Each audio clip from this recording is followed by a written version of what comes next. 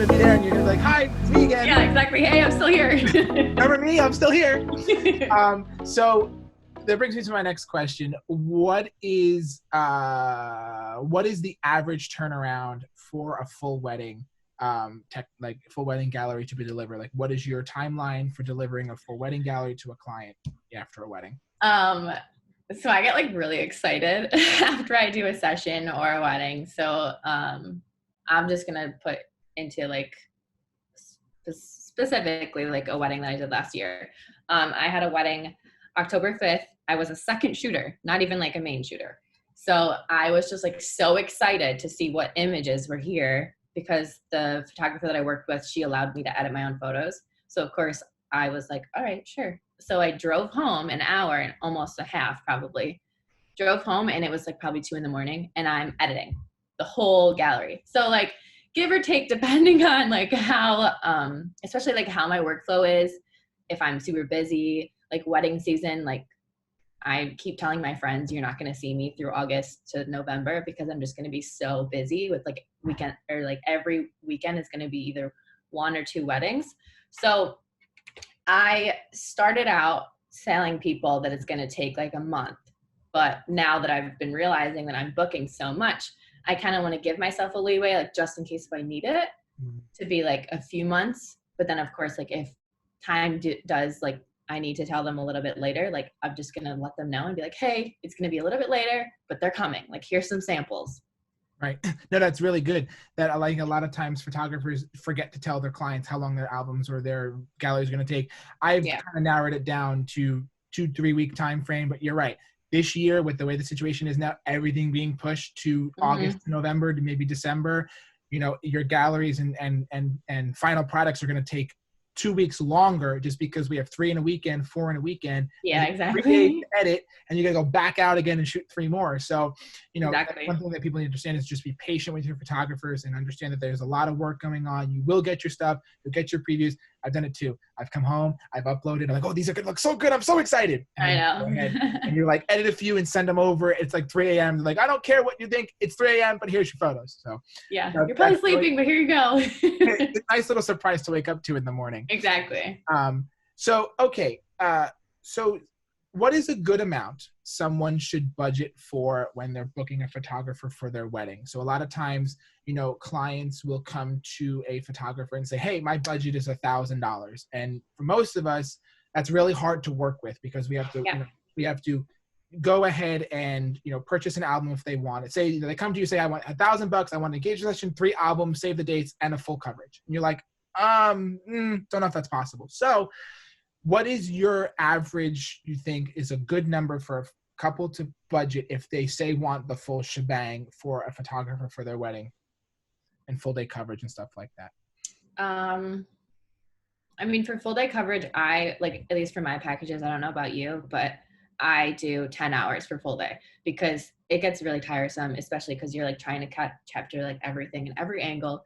But I would say, of course, it just depends. Like every client is going to be different. So like, I would say probably like a few thousand because there's a huge range of us. So like you're going to get like from the basics starting out, the intermediate and the advanced. So like, it just depends on like what your taste is and what you're looking for. Because I know a lot of my friends here have around the same packages as I do, which is give or take between $2,000 and $3,000. But then I know people that are starting out just now and they have lower than 1,000 or like around 1,000. But of course they're starting out, which is not a problem at all. It just depends on your taste. And then I know some people that are above $4,000, $5,000, $6,000. So it honestly just boils down to like what you are looking for. Right. And I think that a lot of times the price reflects on the photographer's demand and their popularity and the work they're putting out because, and also the markets they're catering to, you know, the New Jersey, you know, New York City market is very different than the Buffalo market. And so, 100%. Yeah, it's so true that like, you know, people down here are willing to pay $4,000 or $5,000 for a full package. When you move a little bit north, that's unheard of. You know, it's more like the $3,000, $4,000, sometimes $2,000, $3,000 range. So people need to do research in their market and see what a comparable photographer is compared to their price, and then kind of go from there. And I would say probably an average of 2,000 to 3,000 is a good number to start at budget wise. And if you can afford more, then go for it. Yeah, because you can always build on to packages as well, just like because everybody does custom packages like we were talking about. So like you can always add on. Exactly. And even having a basic knowledge too of what you want in your package, because I've come across countless times where I've asked a client, say, hey, what do you guys want in your package? And they're like, we really don't know because we want this. I'm like, okay, well, this could be engagement session, could be albums, it could be prints, it could be a bolt ton of things that we need to correctly, put in our contract so that you guys receive the products that you want at the end. Yeah. Plus go ahead. No, go ahead. Plus I forgot the word, but like destination weddings, duh. They also differ. Like I am, of course, like I said, I'm like the first year in my business. So I wouldn't say I'm trying to stay local, but like for at least like just for right now, while I get comfortable. But next year I'm hoping to do like more destination stuff, like traveling like to different states, even different countries, just to see like the different sites and just like seeing, especially for elopements, because elopements are so like just free and you're able to do whatever you want with them, where it's kind of just like that is where like more money is going to be like factored in. Because if you want to bring your photographer with you, like you want a specific photographer, you really like their style. I've had brides reach out to me, they're like, I really like how your Instagram looks, like you really show like the candid moments, like the couples are very comfortable with you, so they kind of just want you to come with them. So it's kind of like you have to travel, you have to stay, like all these things come factored into it. So it's kind of just going to start building, but like, it's not going to be like a crazy amount. So like, it kind of just depends on like what you're envisioning for your day, but elopements and destination weddings are fabulous. Yes. So let's all do more.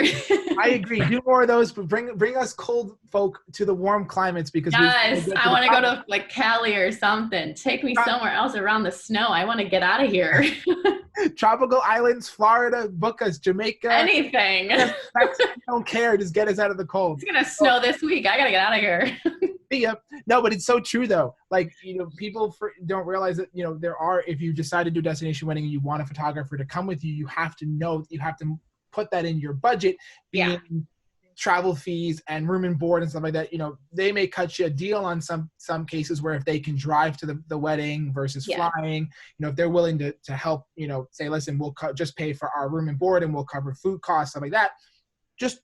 I always find having an open line of communication with the photographer when you're talking is huge and key. I'm willing to pay for anything just to be able to get out of here and do something else.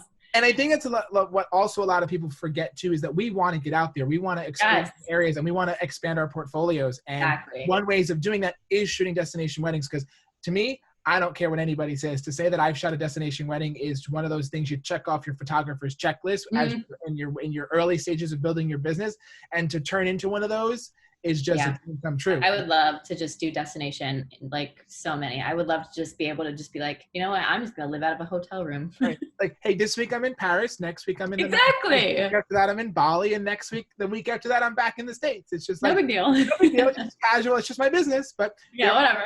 There are photographers out there that get to do that. And, it's some of our dreams is to move forward into destination weddings. I think that's definitely a thing we all strive for. So, a lot of times clients will try to save as much money as possible. We come across this all the time when planning for their wedding. What are some things that a client can opt out of in the photo aspect of the wedding that you would think would help save them money on their wedding day itself? In the photo aspect? Like maybe albums or, save the dates or engagement session or second photographers. Like, what if you had to pick, say, like one or two things that you would say, hey, listen, if you take this out, it's going to bring your cost down. If you're truly trying to save some money, what would it be? Okay. So I know that my packages are different than yours. As of right now, I don't offer any like tangible things, like actual like services given to a client. I do a lot of my stuff that's digital. So that's why my prices are what they are. But I know that a lot of my friends do offer actual books and prints and all these things. So those things do add up. So of course, when you are looking for a photographer and those photographers do offer those things, you could always be like, how would the package be without these things, or can I swap them? Especially because like I do offer a package where it's like my number one package, full day coverage. I offer a USB thumb drive with the photos along with a digital gallery. I'm like blanking for a sec. But anyway, I like tell people, I'm like, if you don't want the USB, and either way, you're getting the digital album no matter what. They're going to be on my website. But if you don't want the USB and you maybe want like a canvas or a huge print, totally doable. But like, right, definitely able to change anything. You just really just need to have that communication with your photographer. exactly. And I think that's some things that also people forget too, is that you can, again, going back to the custom packaging thing, you can alter a package if you need to. That's why when I meet with clients, I always say, hey, listen, what do you want? What are you expecting out of this? When you're looking at your ideal wedding package, what are some things you can't live without and some things you could care less to have? Most of the time, the care less to have may be an album, because they're just like the photos are going to sit on a shelf. And my alternative is to create a set of prints, like a photo wall that are framed. You can look at, you can interchange over the time, exactly. coming into the picture, stuff like that. Or saving on maybe creating your own save the dates, or creating your own thank you cards, or doing everything on a digital base where you're doing digital save the dates and digital thank you cards. We're living in such a digital age nowadays where print is becoming less and less, and if there's some ways to save on anything, some people are sending emails. Right, exactly. When I responded to a friend's wedding in January, it was all online. It was all saves a lot of money. It truly does. It really adds up. I think that one thing that's very important, especially because me, like I absolutely adore doing any type of detail shots, and some people like forget to factor that kind of in. They just think that coverage really starts like when the ceremony starts. No, it doesn't. No, I want to be there maybe 1 to 2 hours before the ceremony, depending if you're even doing a first look. If you're doing a first look, you definitely need more time. Right. But I definitely want to capture your dress, like somewhere in the location, like your rings, your flowers, jewelry, invitations, anything. Like I want all of that in photos. I mean, you look at my Instagram, that's what I love to do. Right. No, and I think that's something that people forget too, is that we want to capture that. People are like, oh, that's so boring. But I want to capture you guys laughing with your bridesmaids. You're drinking mimosas. You're getting your makeup done. You're getting your hair done. And also those vendors really love those photos too. Yes. My best friend does my hair. Well, I mean, it's quarantine right now, but anyway, but she does an absolutely fantastic job. I recommend her to everybody I know in this local area. And then I know multiple makeup artists too. They always tell me, they're like, we love these photos. Like, I'm so thankful that you're there to take these, because they need those for their portfolio too, which I'm more than happy than doing that for them, because it helps their business out. And then it also is doing, like, I'm doing something for my business as well. Right. And that's something where a lot of brides and grooms forget, is that it's not only for you. The main reason, yes, is for the client, but think about the people you're also hiring on top of us: your DJ, your florist, your hair and makeup artist, all the vendors, limo services, right? So those people, your stationery, your dress boutique, if you went somewhere private instead of a big corporation, those people want to see those images. They want professional photos. Then a lot of them can't afford to have professional photo shoots or do styled sessions. So what they'll do is they'll contact the photographer and say, hey, this is my card.